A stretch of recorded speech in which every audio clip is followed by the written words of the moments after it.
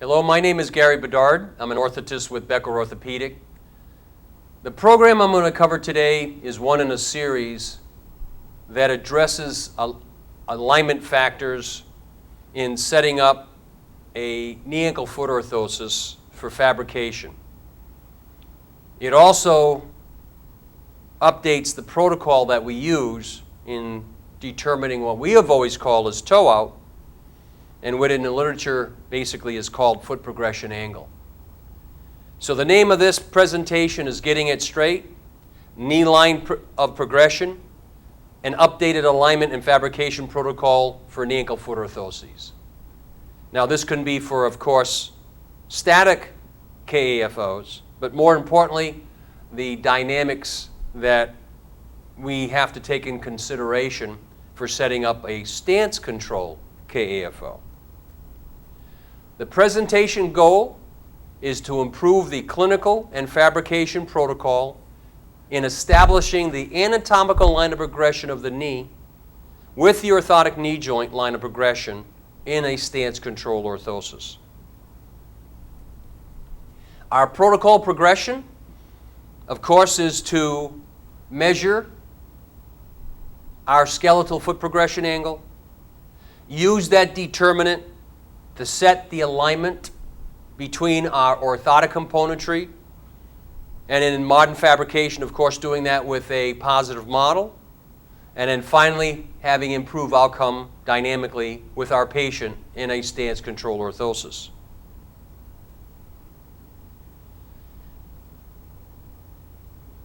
In a stance control KFO, we have to be aware of the fact that our components now cycle on the rate that's equitable with prosthetics. And that's always considered to be 1 million cycles a year. From the standpoint of having a dynamic device, when we're trying to restore that element of community mobility for a patient, the literature basically tells us that the average distance to complete instrumental activities of daily living is 300 meters or 984 feet.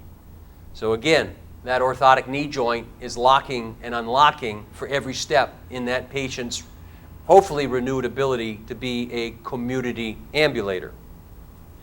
We can compare that to the activity or cycle level of a drop lock KAFO, where that sit to stand exercise that a patient will cycle through in the course of their day.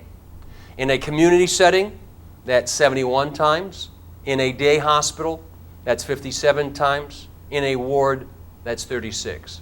That's, of course, much lower than what we would see in a fully compliant stance control patient because the joint's unlocking with every step rather than just how many times they're going through that sit to stand or stand to sit cycle.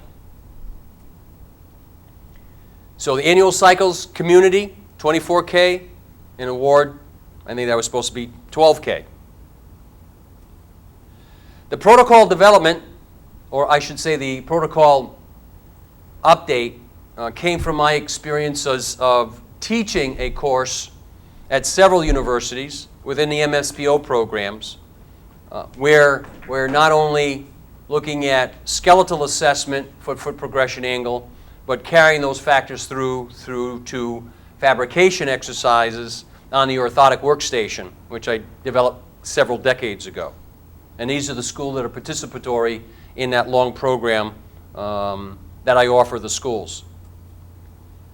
It's based on fixture-based contouring fabrication, whereby we have the ability, through the use of the orthotic workstation, to lock our componentry in relationship to the positive model, and then using a dual hand contouring procedure, we're able to quickly contour the uprights specifically to that individual limb and maintain our alignment of our component to our anatomical model throughout the process. And we'll show a demonstration of that exercise at the end of these components.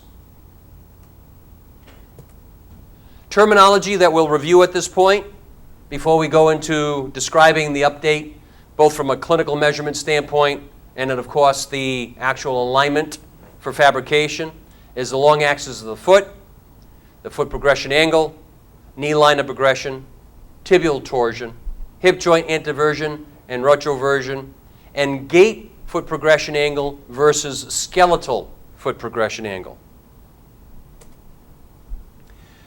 In the literature, when we look at the long axis of the foot, there is multiple sightings for what is the appropriate anterior mark of that long axis. The literature is consistent in the posterior mark, which is a bifurcation of the width across the calcaneus.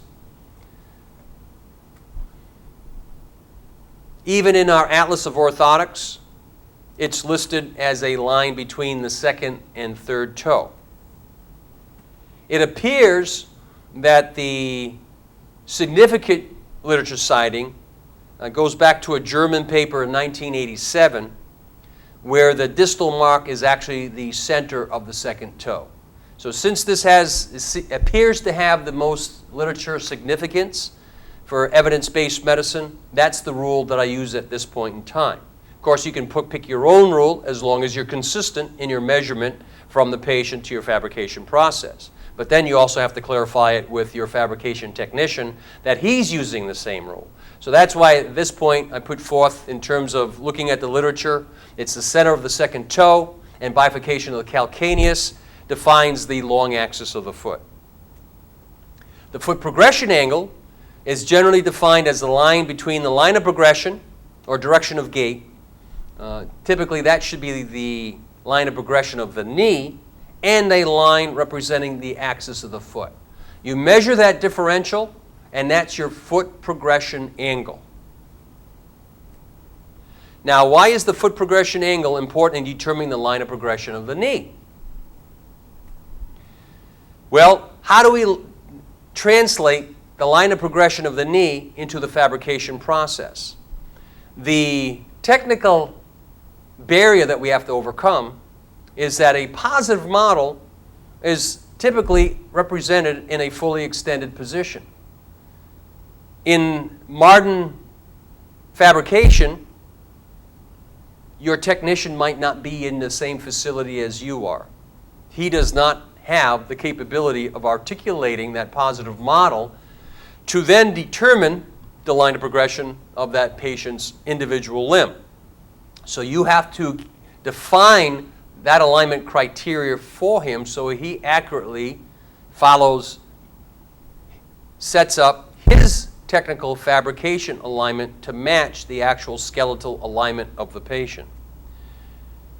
Of course, we all use visualization, looking at the surface and skeletal landmarks of a positive model and then visualizing how that relates to our osseous components, certainly in determining the establishes of our knee joint center, but in terms of establishing our line of progression of the knee, we can be much more accurate if we update our protocol to use foot progression angle.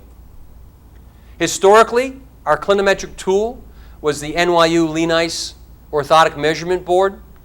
I think many of the schools still use this standard as part of their educational material for lower limb orthotics. But Leanice himself, in his own paper about the Orthotic Measurement Board, said, "It does not measure the degree of toe out as related to the long axis of the foot. Rather, it measures the angular relationship between the medial border of the foot and the knee axis."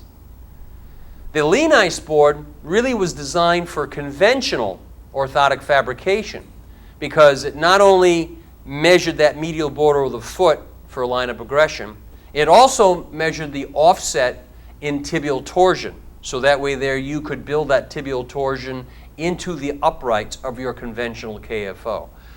That, in my opinion, was its strongest suit in terms of carrying forth those biomechanics. But, again, in the literature, Rosen said the medial border of the foot bears no constant relationship to the transverse axis of the ankle joint in such conditions as metatarsus adductus and clubfoot. this reference line may vary considerably. So you're adding a variant to your process that even in the literature is recognized as being a problem. From that historical standpoint, that lean ice board is not compatible with what is our standard of practice at this point in time of fabricating total contact orthoses from a positive model. It was developed for a tracing type of fabrication technique. So even if you measured your patient with a lean ice board, your technician could not use the same device in order to set up the alignment of the positive model. So again, you're putting in an avenue of variance and maybe decreasing the accuracy of carrying through your skeletal determinants to your custom device. External rotation of the foot, from some of our literature, 7 degrees or a 3.5-inch base of support. But if you look at some of the larger scans that were done as patients, this was a patient done in Seattle with a 1,000-patient series, whereas you can see it goes from, relates age and also the foot progression angle itself, how it changes through life.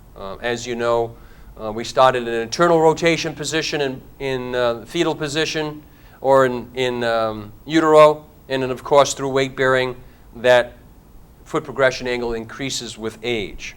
Obesity now has an impact with pediatrics as well. So in terms of terminology review, the long axis of the foot is a line running from the mid-calcaneus to the second toe. The foot progression angle, and I tend to use that instead of toe out because ironically in the literature there's very little written about or using the term toe out. The bulk of the literature basically uses the term foot progression angle. So that's why I try to wean my way away from using toe out, even though that was a terminology that I was taught in school. And then of course 7 degrees can be the acceptable standard.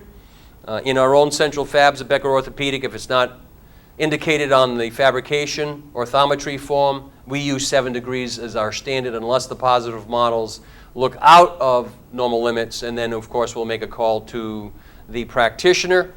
And then we're looking at knee line of progression from a skeletal standpoint versus a gait standpoint. And again, you have to evaluate the literature in terms of their actual protocols they're using to measure the knee line of progression with a patient, and also foot progression angle, whether it's from a gait standpoint or whether it's from a skeletal standpoint. For our needs, we need a skeletal foot progression angle, primarily because we're building a device that, of course, is going to match that skeletal alignment and be congruent with it. The learning task we are going to go through is how we can combine the skeletal measurement with our fabrication process, first determining the long axis of the foot, then from a skeletal standpoint measuring the foot progression angle as it relates to the line of progression of the knee, and then taking that measurement, and as I bring my cursor up on the screen, now that we've established the line of progression of the knee on our positive model by accurately measuring the skeletal foot progression angle on the patient, then the line of progression of the knee of our positive model is going to match the line of progression of our componentry as we go through the alignment setup of our componentry. That's how we become consistent in carrying through our clinical evaluation of the patient through our clinical or fabrication alignment in preparation for fabrication. So again, protocol progression, you're measuring the skeletal foot progression angle of our patient as it relates to the line of progression of the anatomical knee, setting that into our fabrication process, and of course then building that into our device. It's imperative in orthotic fabrication because one of the main differences between orthotic and prosthetic fabrication is that in prosthetics you have modular componentry, and you can undertake dynamic gait adjustment with your components to optimize your patient's gait. Unfortunately, that same modular adjustment does not exist on the orthotic side, primarily because of the weight penalty it would entail in building that adjustment into the orthotic components. And because in prosthetics we've got a certain mass that we can fill through the execution of the prosthesis. In orthotics, we're adding weight to that patient's limb through that wearable orthosis. So we have to keep everything as light as possible. That's a critical factor because we're all dealing with a neuromuscular deficit on the orthotic side. In terms of clinical measurement techniques, there are several techniques that are represented in the literature. You have the thigh-foot angle, you have the thigh transmalalar angle, and also you have tibial torsion that's being done in a seated position. We're all driven, in some regards, in what we do as attending orthotists, especially in a pediatric situation, by certain treatment algorithms. In this treatment flow chart, you can see that they're looking at in-towing in a patient, and with that in-towing, it's a screening examination to rule out hip dysplasia, cerebral palsy, etc., etc. Once they establish a rotational profile of that limb, then they follow the algorithm down in terms of our treatment.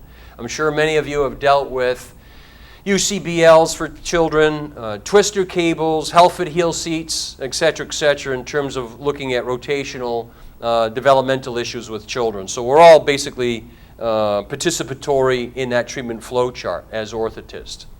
In terms of skeletal and clinical protocols, the benchmark paper for looking at tibial torsion was done by a French orthopedist by the name of Le Demane. His English paper was published in 1909. The French version came out in 1903, and that is truly the benchmark paper when it comes to looking at tibial torsion in patients. Now, the three clinical techniques are accomplished in a sitting, a supine, or a prone position. So, in looking at the techniques that are offered in the literature-based outcome, you can use any one of these techniques in order to fit the situation, the best situation to measure your patient, whether you put your patient in a sitting position, supine, or prone. As long as you're executing it with the understanding of the underlying biomechanics, you're going to have the same end result. So from the Seattle Children's Hospital, they used a sitting position. It was not unlike the Leanice board in terms of measuring the apices of the malleoli away from a backer board with a ruler. Why they didn't use the Leanice device, I'm not quite sure, because certainly the Leanice board could accommodate a pediatric patient, and they did adult patients for their 1,000 patient scan, but techniques are very similar. One of my popular techniques is the thigh-foot angle in a prone position. This is one of the exercises that I use in the labs in the school for a practicum. With the patient prone, the knee flexed to 90 degrees, you can sight down the long axis of the foot. With one end of the protractor, sight down the thigh with the other end of the protractor, and that will give you your basically foot progression angle as it relates to the line of progression of the patient's knee. Transmalalar axis, thigh transmalalar, I think has probably a higher degree of accuracy because you're eliminating anything that could be happening in the patient's forefoot. But from a visual standpoint, I find it's harder to mark this on the patient and sight down the foot as you're measuring, of course, with the transmalalar axis.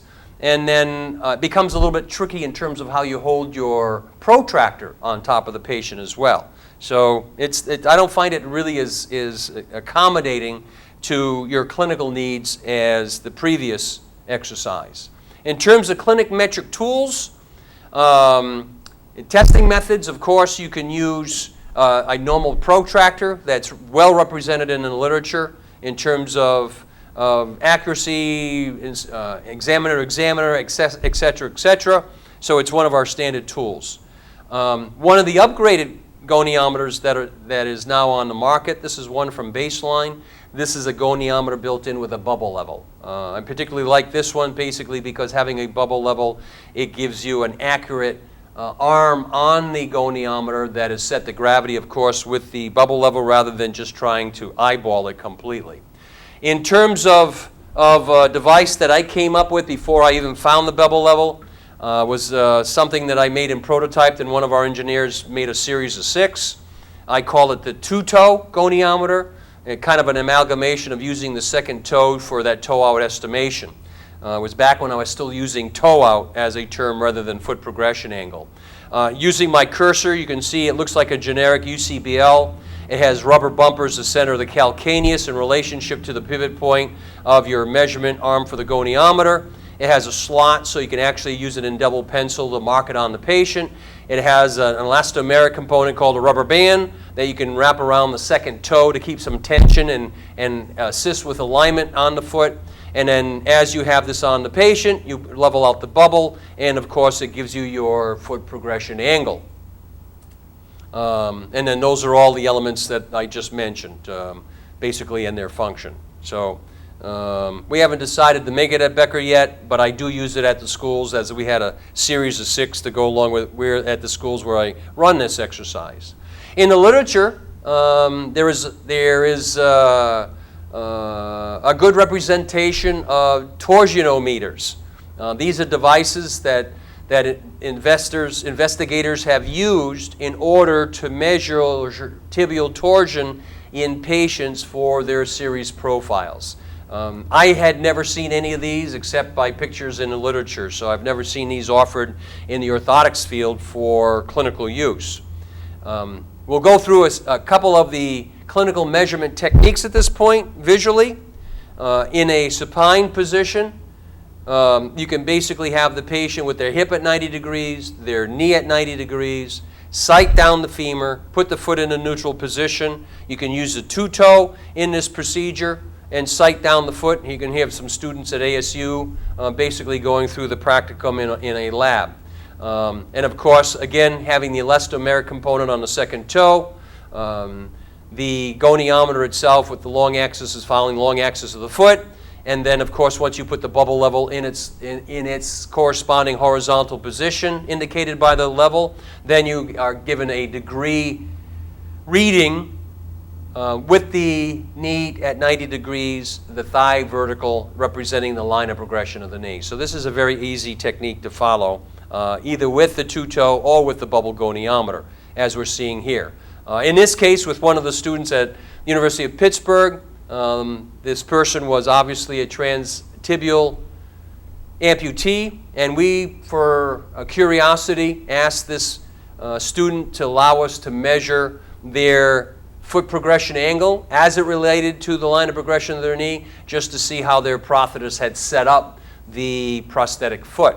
We had a very good discussion in regards to would it be appropriate to match the foot progression angle of the prosthetic foot with the sound side. This was a unilateral amputee. So the consensus was undetermined at that point in time, primarily because many prosthetists rely on observational dynamic gait alignment for comfort of the patient rather than matching the actual foot progression angle from the prosthetic side to the anatomic side. My retort was that if a prosthetic foot is designed to give you the same ground reaction forces as a normal foot, then it should have the same foot progression angle. So that was my challenge thought to the students on that particular day. The prone clinical method is also a technique that I've utilized. It seems it works very well in the pediatric setting because children are used to being on their abdomen face down. Again, with the knee flexed to 90 degrees, you measure along the long axis of the foot, then correspondingly in line with the femur to give you your foot progression angle. Here again at ASU, we're conducting the measurement, and you can see the long arm of the goniometer, mid-calcaneus, mid-second ray, and then of course following the femur at that point in time gives you your foot progression angle. Another reading, this was done at Pittsburgh, showing a long view, again through the second ray, mid-calcaneus, long following the axis, linear axis of the femur. In a sitting clinical measurement, this is appropriate at times as well. Can be used both with the two-toe and with the bubble goniometer. Here, this is a little bit more dynamic, but in some cases, it provides a higher level of comfort for the patient who do not want to be prone or supine. With the patient, much like the lean ice technique where you keep the thigh perpendicular to the edge of your exam table, run the knee through its range of motion to full extension, Make sure you're not internally or externally rotating the femur at this point in time. Bring the limb to full extension, and at that point, capture your measurement of your foot progression angle. So in essence, we've got 3 techniques that we can use for patients, all with the same underlying biomechanics, that we're looking at the long axis of the foot in relationship to the line of progression of the knee. That is the key point. The long axis of the foot in relationship to the line of progression of the knee. What our technician cannot see is the line of progression of the knee.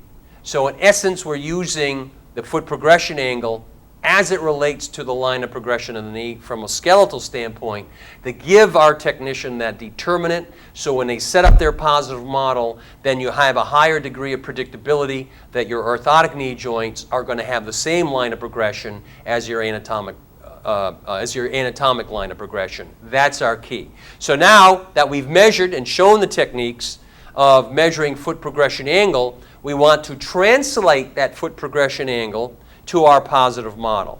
So as we mentioned earlier, that learning task, right? We've determined the line of progression of our knee.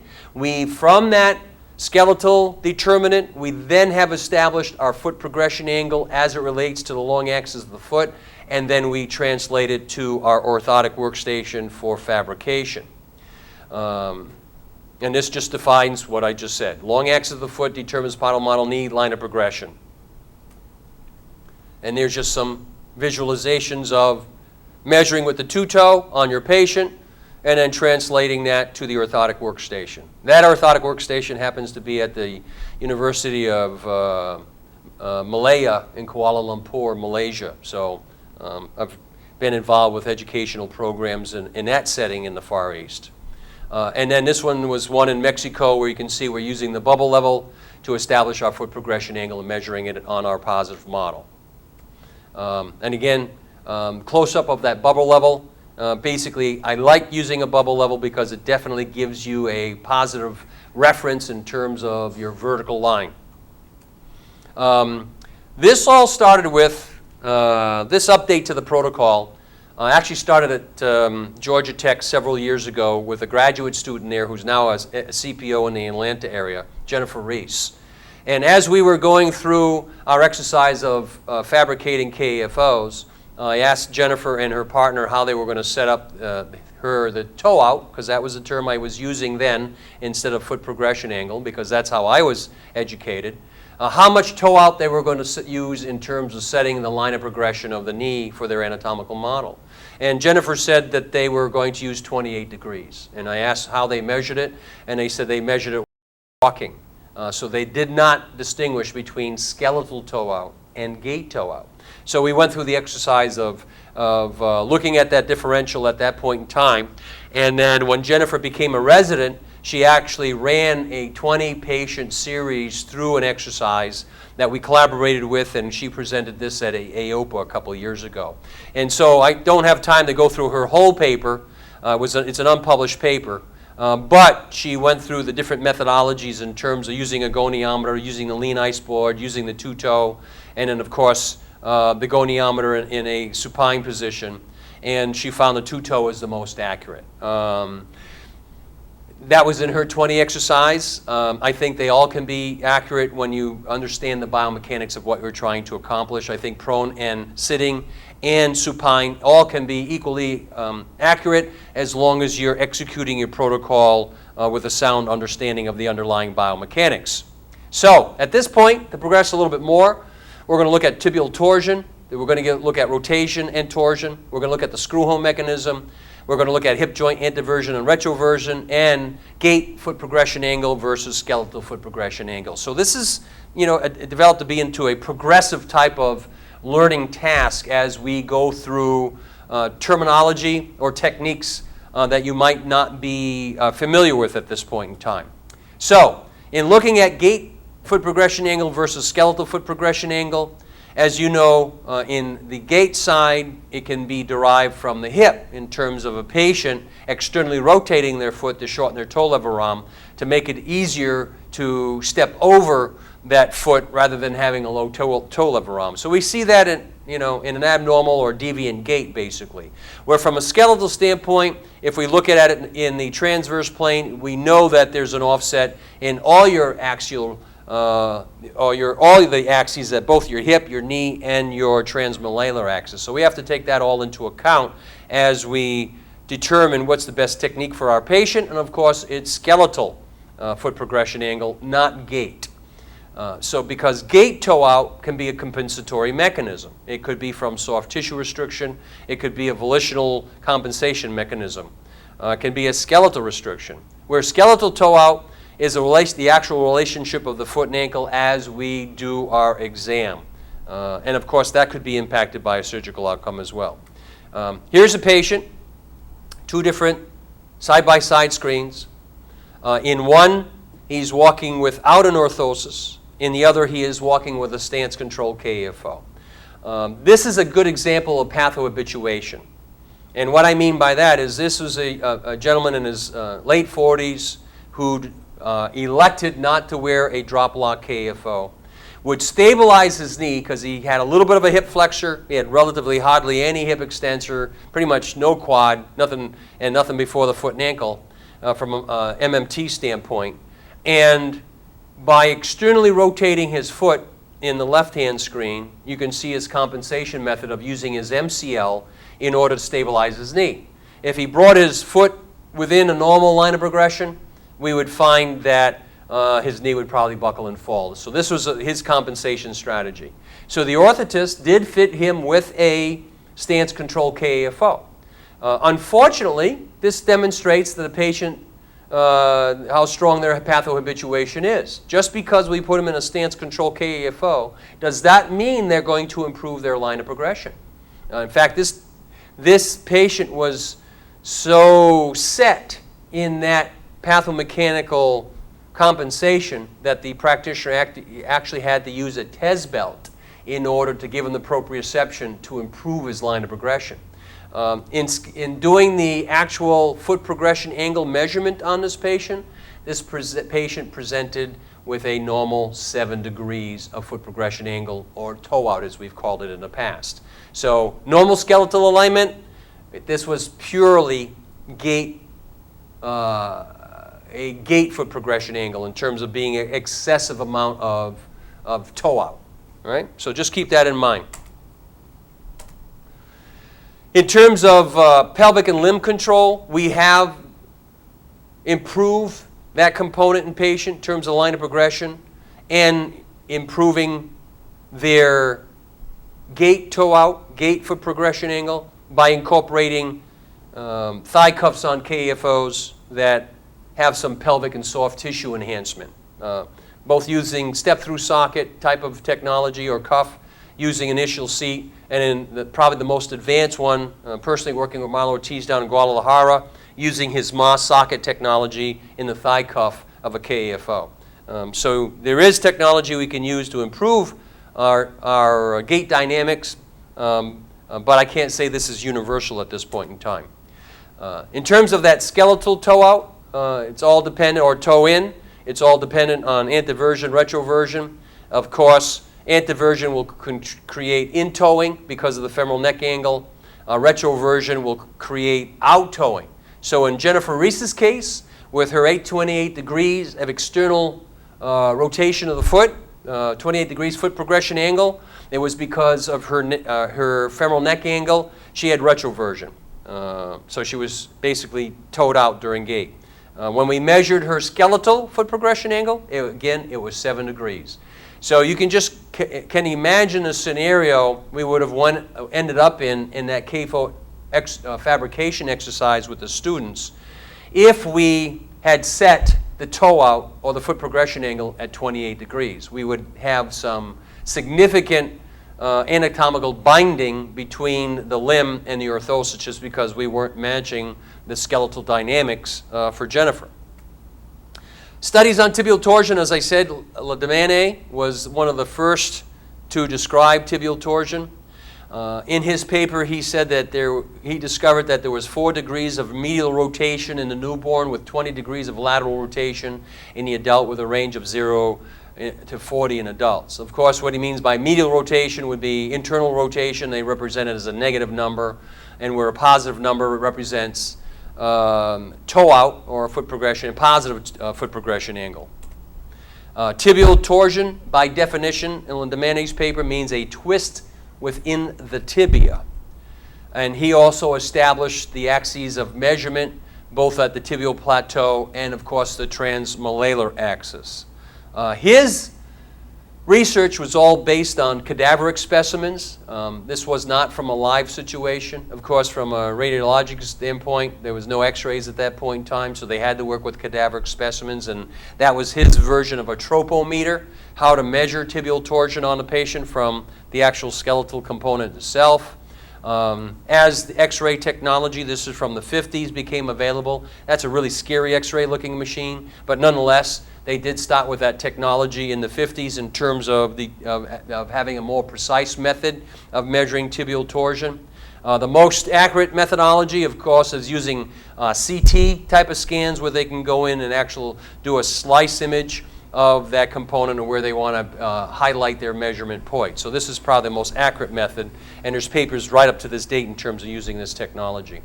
The clinical assumption that we found, though, in doing the literature research is that the assumption that the line of progression of the knee is represented by the alignment of the femur and the tibia when the patient has the limb flexed to 90 degrees. Up here I have it when the patient is seated, but as you saw, we've had the patient in a prone position, a supine position, or in a seated position.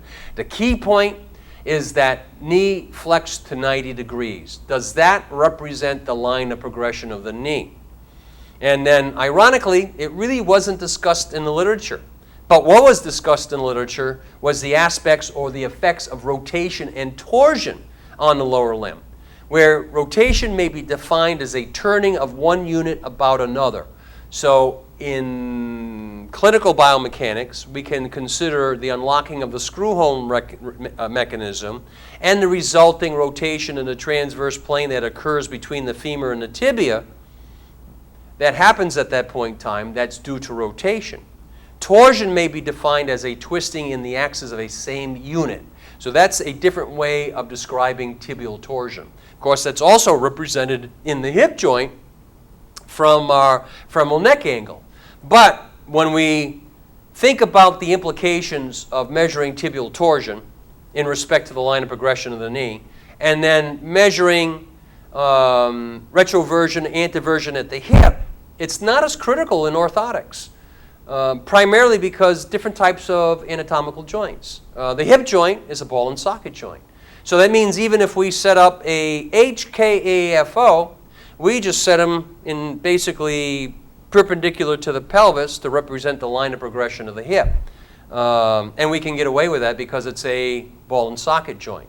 Where in the knee, we have to be very accurate because the knee and the foot and ankle have very defined lines of progression.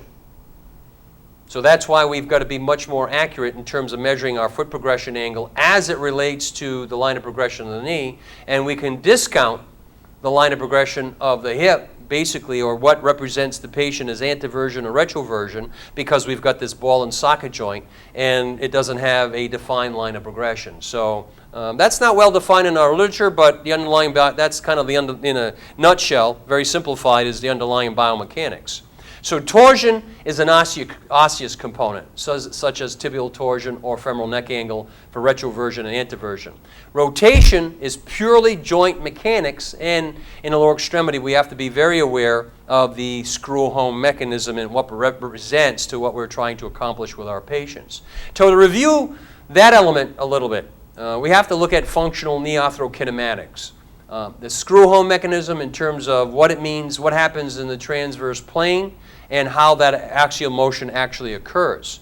Now, we do know that we have an 8-degree change in rotation in the transverse plane as we unlock the screw-home mechanism, and equal with that, or simultaneous to that unlocking of the screw-home mechanism, we have an 8-degree change in the angulation between the femur and the tibia, which is sometimes called the Q angle.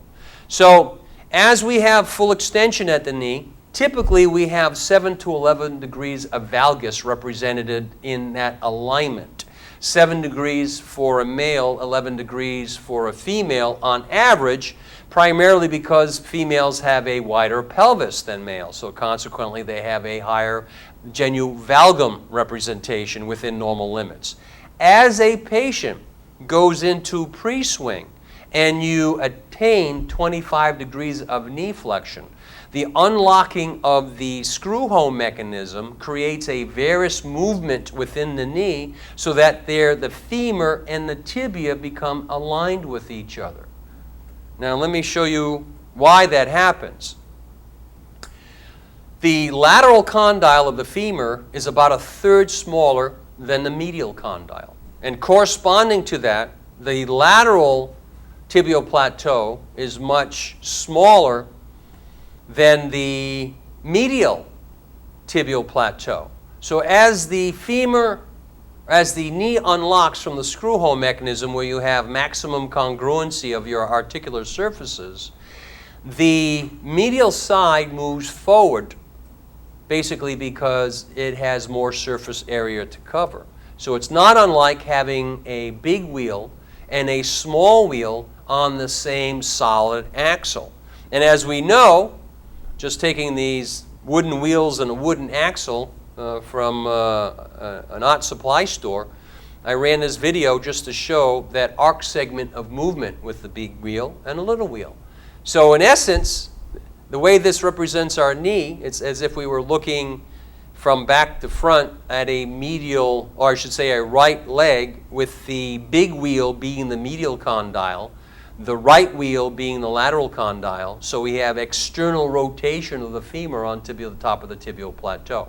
Of course, there's open chain and closed kinetic chain considerations there, but in essence, you have this rotation that occurs where the femur could be externally rotating on the tibia, or the tibia could be internally rotating underneath the femur, depending if we're looking at this from an open or closed kinetic chain. So just be aware of that as you read the literature as they describe the unlocking of the screw home mechanism. Are they describing it from an open kinetic chain or a closed kinetic chain? But it still comes down to the fact we have a big wheel and a little wheel. To give you one more point of illustration, this comes from Dr. Lee Childs down at Alabama State University while he was doing his PhD work at Georgia Tech.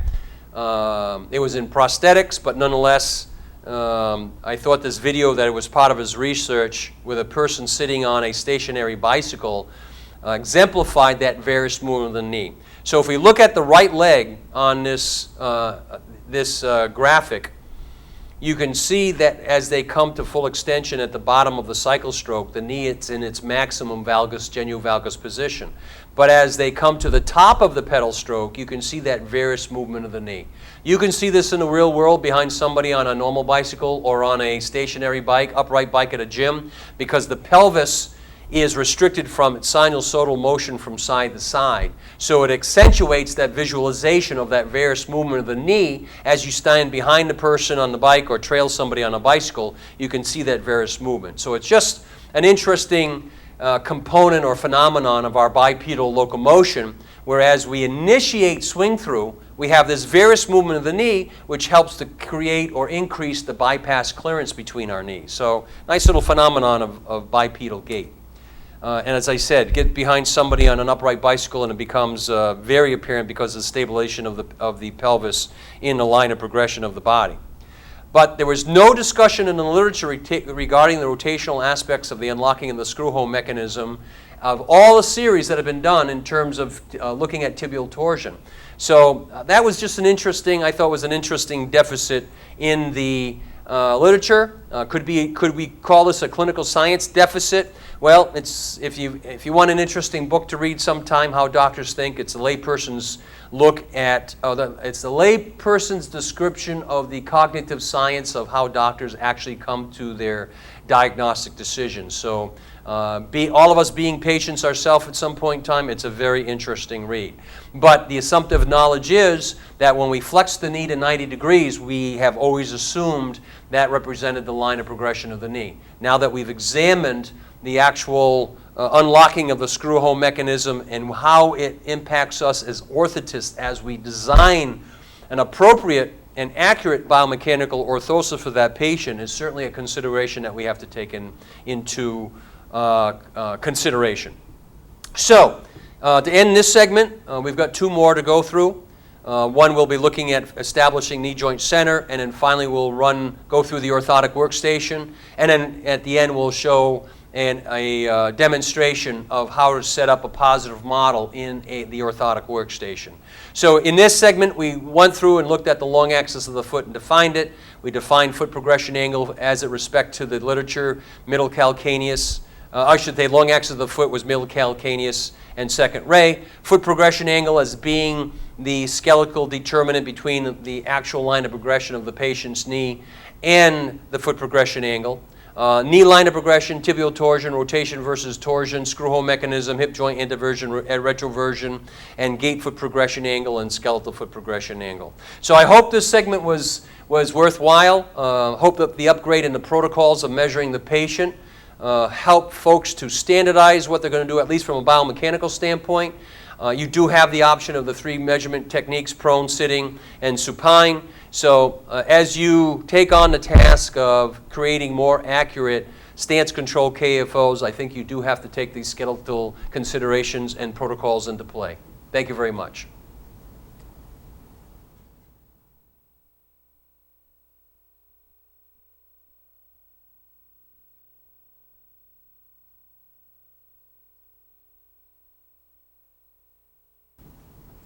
Ready? Yep.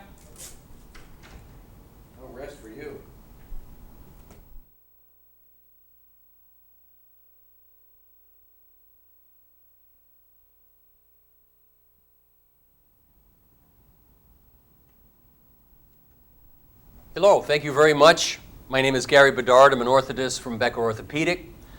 This is our second in a series of presentations that have been organized to help us in the fabrication of a knee ankle foot orthosis, looking at our skeletal assessment, which was the first part. Now we're going to look at determinants of anatomic and fabrication knee joint centers. In my involvement with the schools, I've come to understand that the university standard in that clinical determination of the instant center rotation of the knee is a clinical technique whereby you palpate the adductor tubercle, palpate the medial tibial plateau, split that difference, take a measurement from that point to the floor, and that helps us to establish our mechanical instant center of rotation, and of course help us to align it with our positive model. Here's a typical clinical scenario. Patient in a seated position, knee to 90 degrees, tape measure from the floor with a sock foot up to the medial tibial plateau. Palpate the adductor tubercle, and that'll give you your ability to come up with your knee height. The problem with the university standard, even though it served us well, and it's still a determinant that you should measure on your patient, is that the bony prominences in those areas are somewhat undistinguished targets. There is no specific point that allows us to have a higher degree of predictability of where the instant center of rotation of the knee is actually located.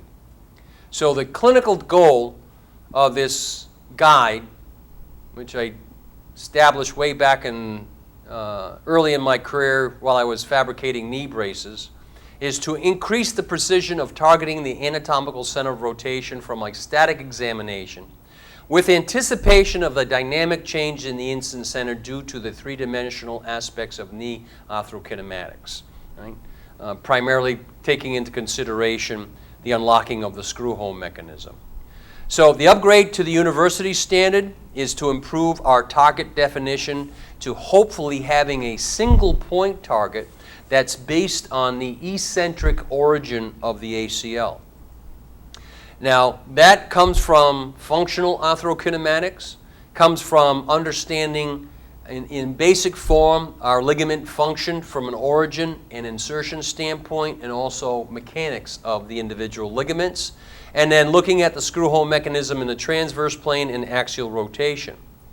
Now, Losi called the ACL the guiding ligament of the knee, primarily because in stance phase, it is the primary ligament that establishes the relationship of the femur on top of the tibial plateau. So as we go into knee flexion, we come off that broad radius that's represented on the distal aspect of the femur, where we have maximum congruency between the articular surfaces of our femur and our tibia.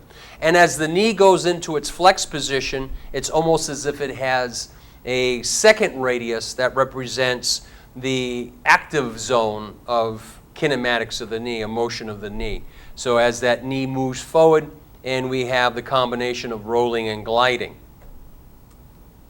The isometric origin of the ACL, unfortunately for us, is inaccessible because it's in the intratrochlear notch. We can't palpate its origin to give us that idea of where the instant center of the knee is located. But luckily in the literature, that isometric origin is exceedingly well defined, because if you have an orthopedic surgeon who is attempting an ACL reconstruction, his bone plug positioning for that reconstruction has to be very accurate, because if he's on either side of that zone, he'll end up with an ACL that's either loose or too tight. So it's been very well defined in the literature exactly where it occurs. Here's just another representation from another paper of how well they've blueprinted, in essence, where the ACL origin is located. But if we take that origin and relate it to external skeletal and soft tissue landmarks, then we have the ability to pick a target that's much more accurate. And that target is the origin of the lateral collateral ligament. And this is a much more accurate location than anything we find on the medial side of the knee, primarily because of the shape of the LCL. It's a very rope-like configuration or shape to this ligament. So consequently, its origin is concentrated rather than being spread out in a broad band, as we'll see with the MCL. So that means on the lateral side of the condyle, we have this small bony protuberance that can be palpated that give us a higher degree of predictability of where the instant center of rotation of the knee is. And of course, if we're making a stance control KFO that basically unlocks with every step and the knee is articulating with every step, it is important for us to have a higher degree of accuracy if we're going to match orthotic knee joint centers to that anatomical center. The problem, though, from a clinical palpation standpoint, is that the iliotibial band in full extension covers the origin of the lateral collateral ligament. So the clinical technique is we have to flex the knee to about 8 to 10 degrees of flexion. What that does for us biomechanically is it reflects the ITB posteriorly. It allows in essence, the lateral side of the femur to expose itself out from underneath that tendon sheet, and it exposes the origin of the lateral collateral ligament. Now, this does take a little bit of physical practice and examination, of course, of a skeletal model, so that you know what that little protuberance looks like, because it's not huge, but it can be palpated, and you can learn this technique by flexing the knee, as I said, from 0 to about 10 degrees at maximum. Once you get past that point, I find it's very difficult to palpate that little protuberance. It just gets lost in the soft tissue. But with the knee flexed to about 10 degrees, you can actually feel it gliding underneath the tendon sheet of the ITB, and then of course exposing itself along the anterior border or margin of the ITB as you flex its knee. So there is a little clinical technique to this protocol. Here, just as a representative value, the medial condyle is very broad and flat, where the lateral condyle does have that little protuberance that you can palpate where the origin of the lateral collateral ligament is located. Why can't we do this on the medial side? Well, it comes down to, again, that cross-sectional shape of the medial collateral ligament. It is very band-like in terms of its cross-section, primarily because as the femur moves forward from the unlocking of the screw-hole mechanism, which we discussed in the last segment, as that medial condyle moves forward, there's different striations of the fibers that become taut that offer that ligament stability. So consequently, it's very band-like in nature, where the lateral collateral ligament is very cord-like in nature. And because it's very band-like in nature, that means its origin is very flat and somewhat undistinguishable compared to the very sharp little protuberance that we have for the LCL. And here we have them both side by side. This looks a little bit in terms of the function of the joints or their action as the knee unlocks. Since the lateral collateral is a smaller radius and it has a smaller tibial plateau and the ligament itself is shorter, that lateral collateral ligament pretty much stays in place as the knee unlocks. It's the medial condyle is giving that anterior movement, and with the long movement of the MCL, that allows us to have the unlocking of the screw-hole mechanism. So we have to look at function, shape of your condylar surfaces, length of your condylar surfaces, diameter of your condyles on the femur, all attribute to that unlocking of the screw-hole mechanism. And of course, as we mentioned last time, the reduction of valgus of the knee because of the varus movement. Have it right here again. I forgot I was going to repeat it. 8 degrees of rotation, transverse plane, 8 degrees of movement in the coronal plane in the alignment between the femur and the tibia. And of course, as we explained in the last component, the lateral collateral is about a third smaller than the medial side. So as we look at the tibial plateau, the lateral tibial plateau is smaller from an anterior-posterior standpoint compared to the medial side, which is much longer. So when we're setting that anterior-posterior placement of the knee, we've got to take into consideration how it falls into the condyle itself. The general rule, besides finding our knee joint height, we have to find our AP depth. And in literature, it's been very standard to say that it's a 60-40 ratio of where we place that instant center of rotation. So in our progression of establishing our knee center of the patient, we first measure from the ground, medial tibial plateau, adductor tubercle, split that difference, and then put it the 60-40 rule into place, or we basically find the lateral collateral ligament. Typically, I use a combination program. I'm doing both.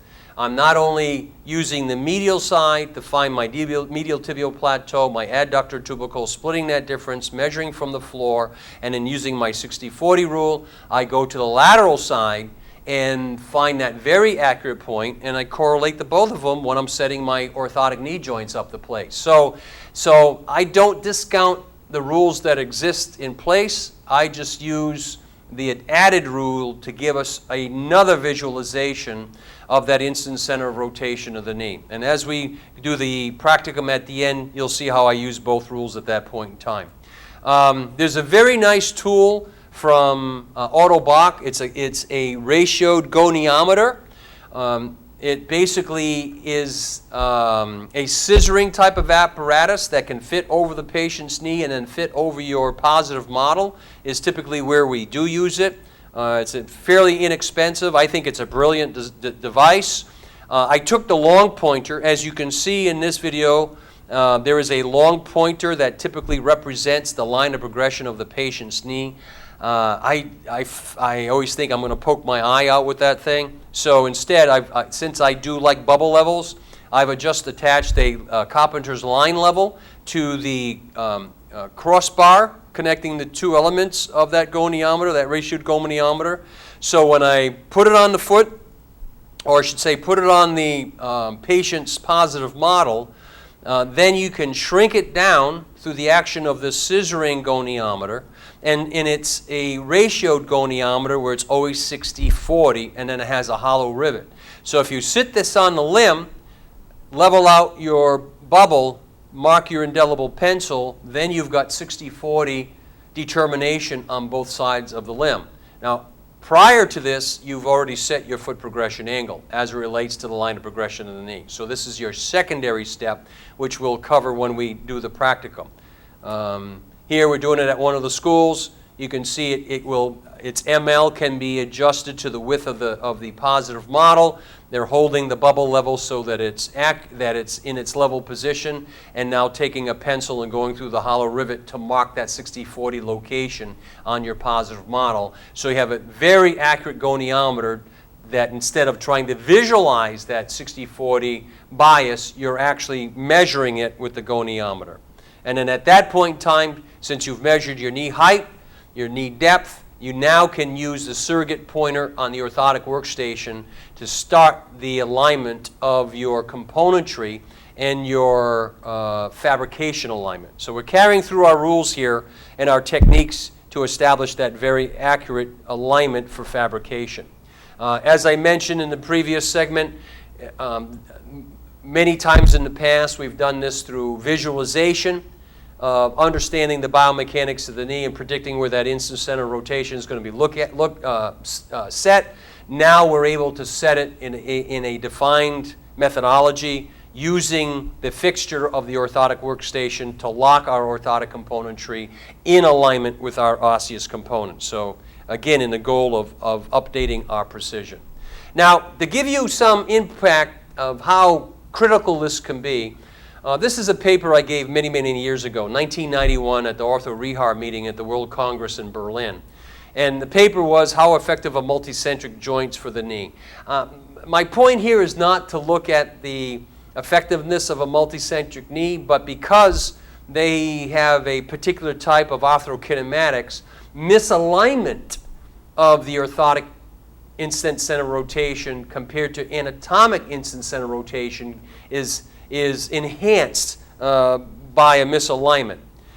So this was a method whereby we wanted to visualize the evaluation of orthotic knee joints with kinematic compliance through fixation of the orthotic knee joints to osseous models.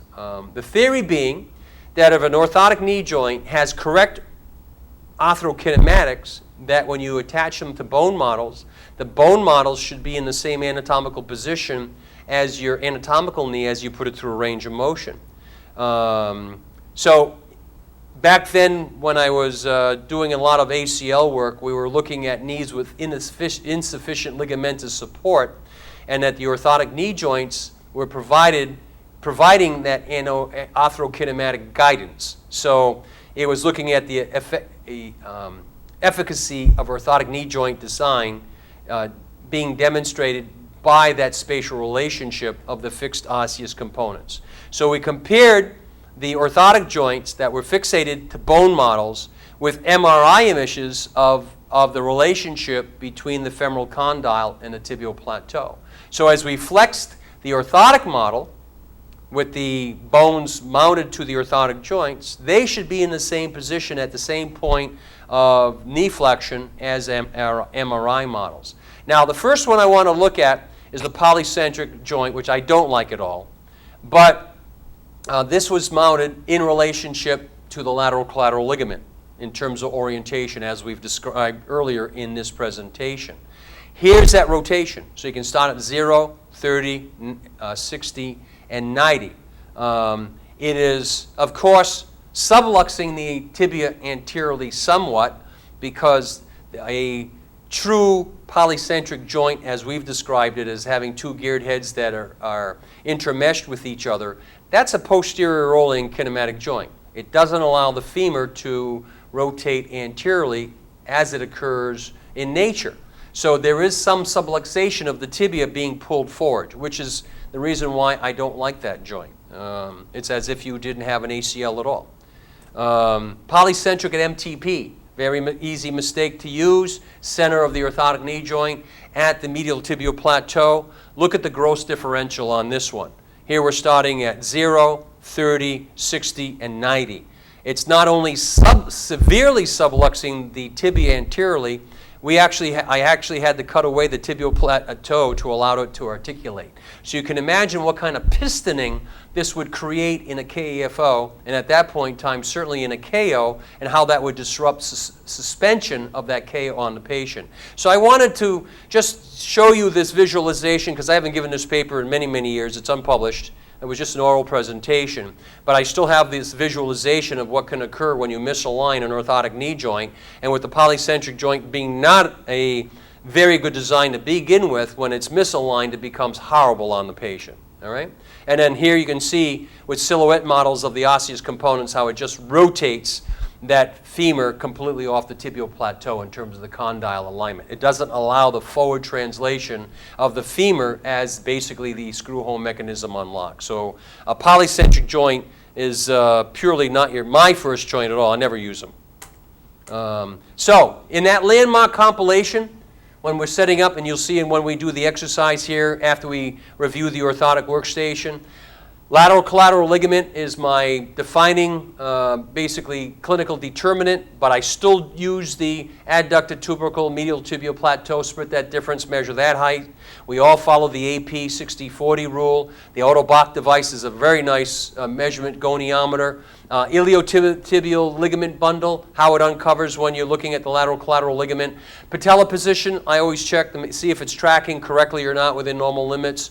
Tibial tuberosity, as we'll demonstrate in the exercise, typically is a little bit lateral vertical when everything else is within normal limits. And of course, we've got to take in the foot progression angle, as we've been consistent in that message all the way through these couple segments. Okay? So that'll be the end of this program, and we'll go to the next segment, which will cover the orthotic workstation. All right? So thank you.